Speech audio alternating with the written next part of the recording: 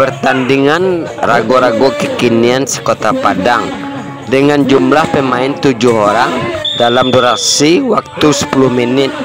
Sifat yang dinilai oleh juri ada beberapa kategori.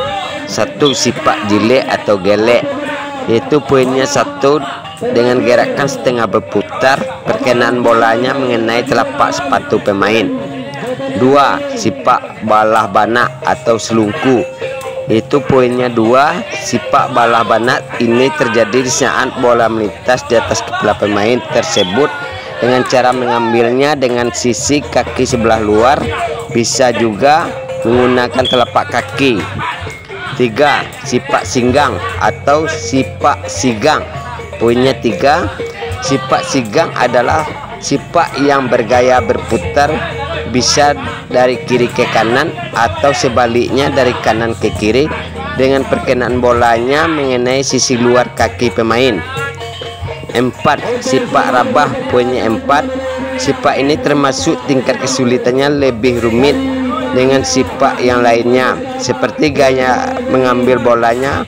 Pemain harus merebahkan badannya sambil tidur dengan perkenaan bola dengan sisi kaki sebelah luar.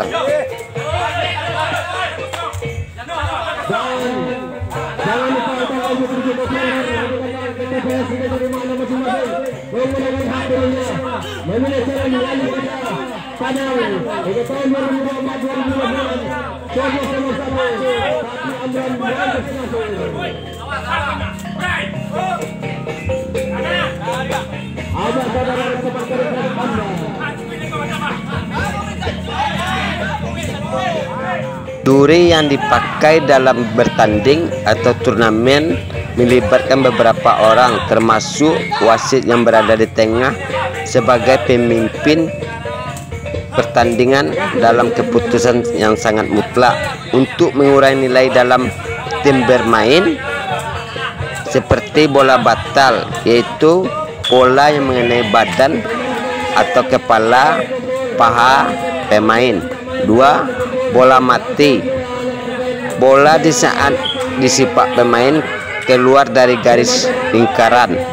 3. Bola jatuh, itu di saat pemain hendak mencari poin dengan gaya sipak yang telah ditentukan, akhirnya pemain tersebut kurang akurat bolanya sehingga bolanya tidak bisa diselamatkan oleh temannya.